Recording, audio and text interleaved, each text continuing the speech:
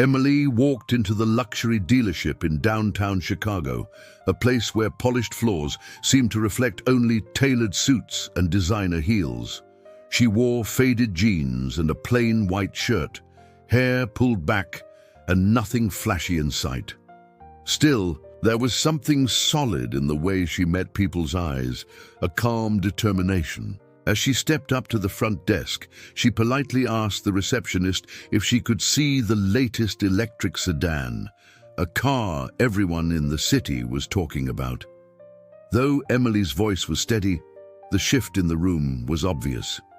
Salespeople whispered, a couple waiting for their appointment shot glances at her, and a young man snickered quietly near the coffee bar. Then the manager, Daniel, appeared. His suit looked freshly pressed, shoes clean and shiny, and his handshake seemed more like a performance than a greeting. He looked Emily up and down, barely disguising his skepticism. Trying to sound helpful, but barely hiding his condescension, Daniel told her, "Perhaps you'd like to visit our used cars lot down the street, miss? We have many models you might find more suitable." He gestured toward the exit. The discomfort in the air grew thick, but Emily just tightened her grip on her tote bag, nodded, and walked out, her footsteps soft but heavy with the sting of being dismissed, carrying with her the silent weight of other people's judgment.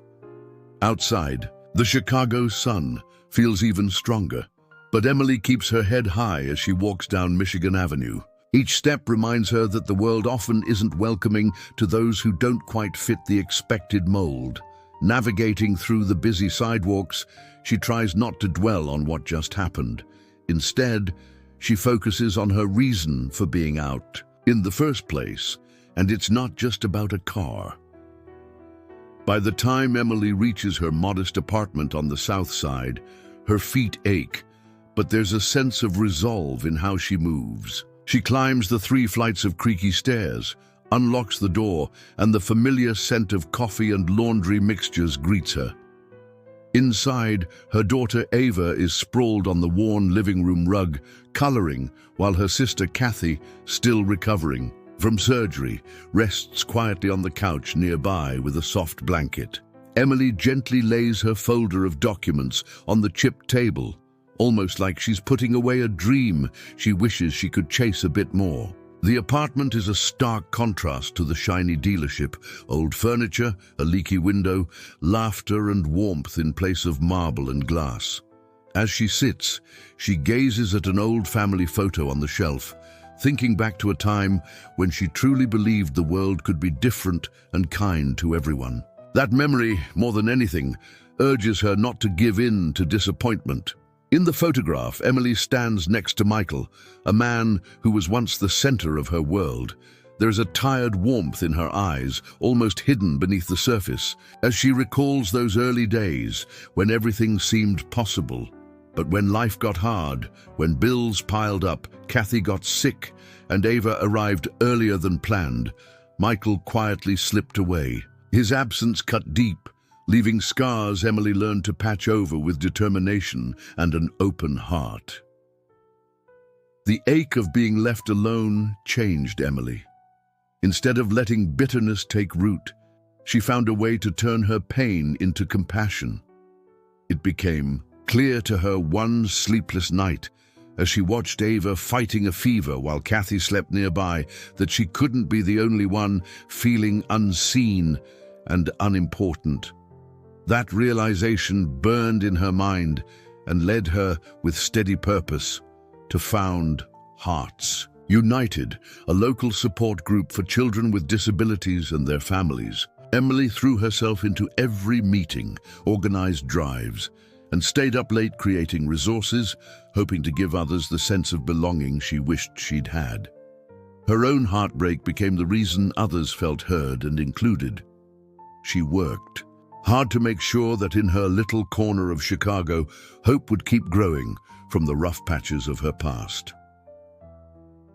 The next morning, Emily wakes up early and quietly gets ready, pulling on the same faded jeans and plain white shirt as the day before. She shares breakfast with Ava and checks in on Kathy, who wishes her luck, sensing something important is about to happen. Emily steps out onto the street, a little anxious but not willing to hide who she is. She's made up her mind. She is not going to let anyone else define her worth by her appearance or her story. She walks the familiar route back to the showroom, her resolve growing with every block she crosses. Entering the dealership, Emily notices how quiet it gets as she steps through the door. She can already feel the judgment in the air, the staff's eyes lingering on her clothes and her confident walk. Daniel, the manager from the previous day, spots her. His smile is clearly forced, and he quickly tries to steer her away, suggesting once again that she'd be better served down the street. Emily, this time, stands her ground and calmly repeats her interest in the electric sedan. Just then, a well-dressed couple sweeps in. Instantly, the staff's energy shifts. Daniel's whole attitude brightens as he greets them, handing them fancy, sparkling water and walking them through rows of luxury cars with obvious pride. The difference in treatment is impossible to miss, and Emily feels the gap between appearances and real respect grow even wider right before her eyes. Still, she doesn't back down, feeling even more certain of what she came to show. While Daniel continues charming the couple, guiding them through the showroom with expensive brochures and practiced small talk, a younger salesman named Josh quietly makes his way over to Emily. Unlike the others, Josh does not look her up and down with suspicion. He simply asks, "Can I help you with something?" His tone is gentle, not forced, and he really seems to mean it. Emily is a bit surprised, but grateful, so she tells him about her interest in the electric sedan. Josh, eager but respectful, shares everything he knows about the car, its tech features, its safety rating, even what colors are in stock. For the first time inside that fancy dealership, Emily actually feels seen as a real person, and not as someone who is just out of place. She offers a genuine smile, feeling like it is its own quiet victory. But the moment is short-lived. Daniel, noticing Josh talking to Emily, swoops back in. His voice is loud enough for people nearby to hear as he mocks the idea that someone dressed like that could ever pay up front for a car in this league. Emily feels embarrassment flush over her face, mixing with anger. The way Daniel talks, like she's invisible or a joke, makes something in her harden. She suddenly knows she cannot just stand there and take it. She will need to find a new way to make her voice matter. That night, after reading Ava a bedtime story and making sure Kathy has everything she needs for the evening, Emily sits at the tiny kitchen table with a cup of tea. The room is quiet, except for the hum of the old refrigerator. While flipping through a stack of paperwork, she comes across her old phone, and something nudges her memory. She scrolls through saved messages until she finds Michael's email. Left, untouched for years. Hesitating for a moment, Emily stares at the screen, her fingers hovering above the keys. It is not easy to reach out after so much time, after all the hurt and questions that never got answered. Even so, she decides she does not want anything from him. Not money, not comfort, not even an apology. She types a short message, choosing her words carefully. She wants Michael to see what real strength looks like and how much has changed since he left. The message is simple.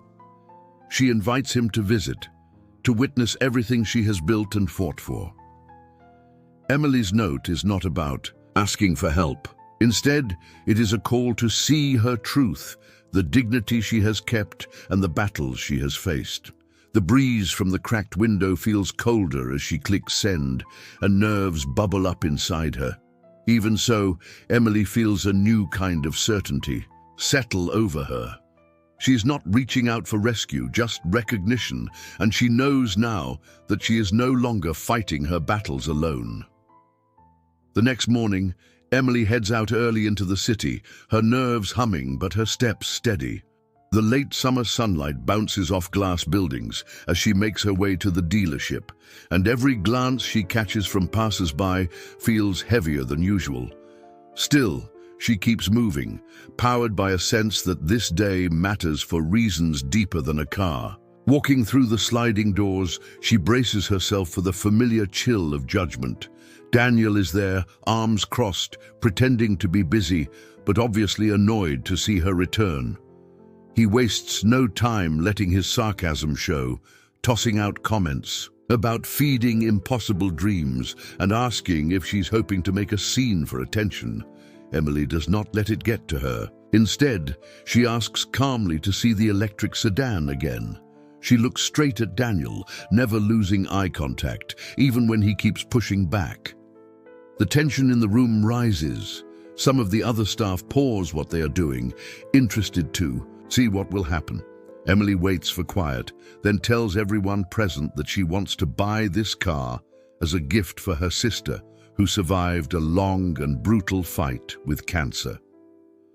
For the first time, Daniel's smug composure flickers as her words sink in. Her steady tone and the truth of her story shake the foundations of his easy confidence, and those around start seeing her in a whole new light. Just as the air feels thick with embarrassment and expectation, the glass door at the front of the dealership swings open. Michael steps inside, his clothes simple and neat, not flashy at all, just enough to blend in, but the way he carries himself makes everyone notice. The people around seem to pick up on the change before anyone says a word. Even Daniel, who only seconds ago was so sure of himself, goes quiet and watches closely. Others from the sales floor turn their heads, sensing that this moment is bigger than a regular car sale. Michael does not look at Emily with the warmth of someone searching for forgiveness or trying to fix lost love. Instead, he stands beside her with a calm presence, just far enough away to show he is not trying to reclaim anything unresolved. He meets the eyes of those watching and then looks at Emily with quiet respect for everything she stands for. Michael is not there to win her back, but to back her up, to make it clear to everyone in that room that her voice matters, no matter how she is dressed or how she looks. No one tries to interrupt. The silence that fills the dealership is deep and meaningful. It feels as if, for the first time, even the building itself is listening to Emily and Michael, weighing their presence and the truth Emily brings forward. There is no applause or speeches, but suddenly, respect for Emily is almost tangible, crossing invisible boundaries and settling over everyone in that bright Chicago showroom. After a moment, Michael steps closer, facing Daniel and the rest of the sales team. His voice is steady, but carries a weight that makes everyone pay attention. He looks right at Daniel and says, "Before you judge, you should know who Emily really is and what she's accomplished." Michael starts to explain how Emily works at a well-respected nonprofit in downtown Chicago, a place that helps hundreds of families every year when they have nowhere else to turn. He describes how she organizes food drives during the tough winter months, lines up job interviews for people trying to get back on their feet, and spends her weekends tutoring kids who need a little extra help. Every detail Michael shares paints Emily as someone who puts others first, regardless of how much money she makes or what kind of car she drives. The more Michael talks, the more people in the showroom shift uncomfortably, glancing at one another. His words reveal the kind of quiet prejudice Emily has faced all along, the kind that judges a person by their shoes instead of their actions. Daniel starts to protest, but he cannot find anything to say that does not sound weak or cruel. Even the well-dressed couple who earlier received the VIP treatment look uneasy. Some customers and staff begin to whisper, reflecting on their own behavior. There is a new sense spreading through the room, something more lasting than embarrassment, real self-awareness. The day moves on, but something in the dealership has changed for good. When Emily gets home that evening, she lets out a slow breath, feeling lighter than she has in a long time. The apartment is the same, but somehow feels changed, as if the walls themselves can sense her relief. She sits down with a cup of coffee, watching the sunlight flicker on the old photographs and kids' art that fill her living room. Even as she settles in, her thoughts wander to moments from long ago. Late-night talks with Michael about making a difference, big dreams scribbled on napkins, and that silver ring she has kept tucked in a drawer since college. The ring is plain, with the word "breathe" etched on it, and it brings back a flood of memories each time she touches it. Emily turns the ring over in her fingers and decides, for the first time in years, to slip it back on. By not letting go of this tiny piece of her past, she chooses to hold on to hope, even after so many setbacks. That night, it is clear. She does not need anyone to save her or tell her she is enough. What she really craves is for people to listen and respect her for who she already is. Emily realizes every struggle she has faced has shaped her not just for herself, but for everyone out there who has ever felt unseen, unheard, or dismissed. The next morning, Michael heads back to the car dealership, this time with a firm purpose. He walks in and makes it clear to everyone that he is not just there to sign some papers. The sales staff notices right away that something is different. Michael asks for Rebecca, the kind and patient team member who assisted Emily before, and says she will be handling everything about the purchase from start to finish. But that is not all. Michael lays out a set of conditions before agreeing to do business. He looks straight at Daniel and tells him that if this deal is going through, he will also need to spend a full day volunteering at the downtown nonprofit, where Emily works, helping people in challenging situations. Then, addressing everyone, Michael explains that every employee will need to go through a workshop on empathy and respectful service, led by Emily herself. The staff looks surprised, but Michael does not back down. Mr. Howard, the general manager, steps forward and listens as Michael lists the reasons for these changes. It quickly becomes clear that the real issue is not just an unfriendly salesman or one awkward interaction, but a culture that needs fixing. After a thoughtful pause, Mr. Howard formally agrees in front of the staff and customers. There is no backtracking. Everyone understands that things are about to change, and the mood in the room shifts towards something hopeful. From that point, the dealership opens the door to a fresh start, ready to leave old habits behind. A couple of weeks later, the day of the big charity event arrives.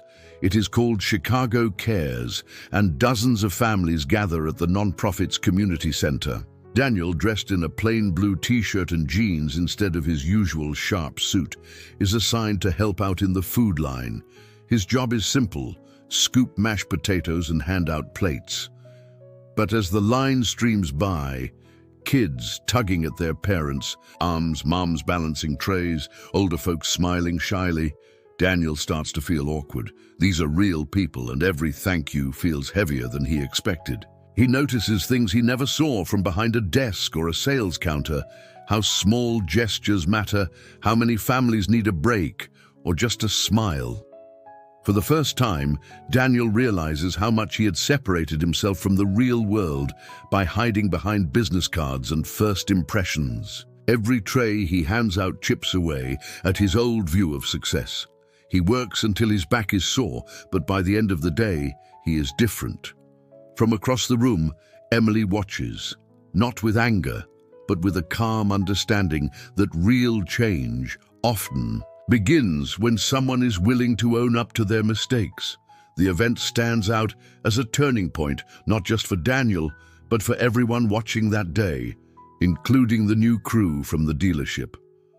As the last plates are cleared away and families head home with bags of extra groceries, Daniel finds himself lingering in the now quiet hall. He spots Emily near the storage cabinets, helping stack leftover supplies, and hesitates for a moment before walking over. He clears his throat and says, "Emily, I just wanted to thank you. I appreciate you letting me volunteer today. It opened my eyes." Daniel's voice is different now, softer and missing that edge he usually carried at the dealership.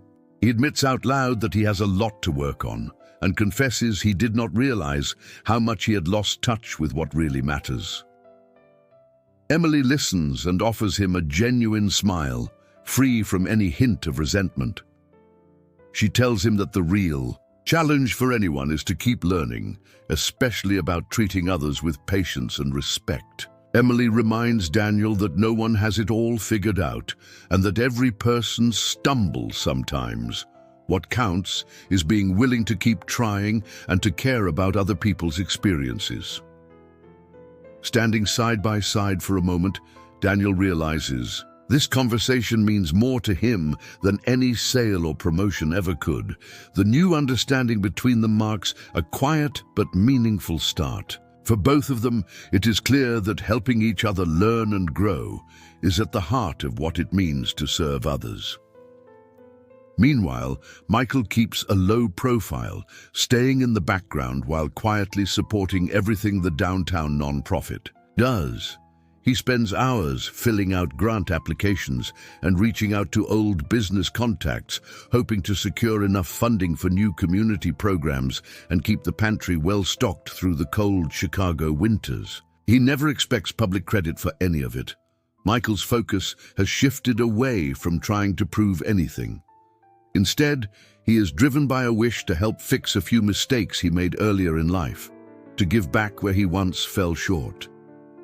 Sometimes, Michael shows up at the center late at night to help Emily restock shelves or to sort through boxes of donated coats. Other times, he slips a check under the director's door or quietly drops off grocery store gift cards for families in need.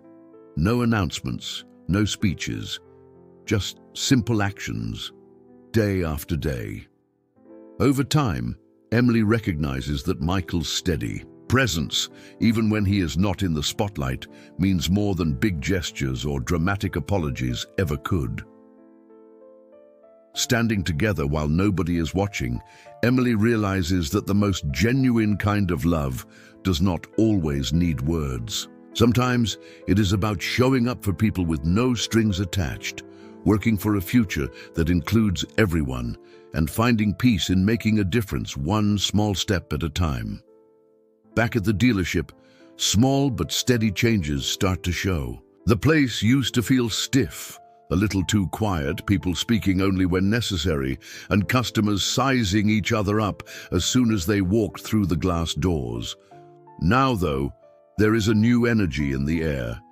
Each person who enters is greeted with a friendly word and an open attitude, no matter how they are dressed or what car they can afford.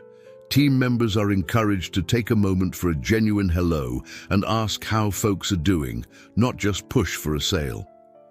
Mr. Howard, the general manager, is at the front of these changes, making sure everyone sees him taking part in the empathy workshops alongside the staff. He's quick to share stories about his own learning curve and nudges the group to talk about their assumptions and biases out loud, which used to feel uncomfortable. These days, the walls are dotted with handwritten notes from customers thanking the staff for listening, for being patient, and for making them feel like they mattered. Rebecca, who recently moved up to a leadership role, becomes the face of this shift. She is a gentle reminder each day that little choices, a smile, a moment of honesty, listening to someone's story, can spark the kind of change nobody expected when all of this began. The dealership's old reputation slowly gives way to a culture filled with second chances and a real desire to keep learning. After finishing all the empathy training and months of volunteering, Daniel takes a hard look at his life and decides it is time for a real change. Running the dealership had given him stability, but now it feels like he is just repeating old habits. He sits down with Mr. Howard and Rebecca, thanking them for the new perspective and the chance to grow, but says honestly that he wants something different. Around the same time, Michael approaches Daniel with an offer that feels just right. A community advisor role at a city center program Michael has been backing. Daniel jumps at the chance.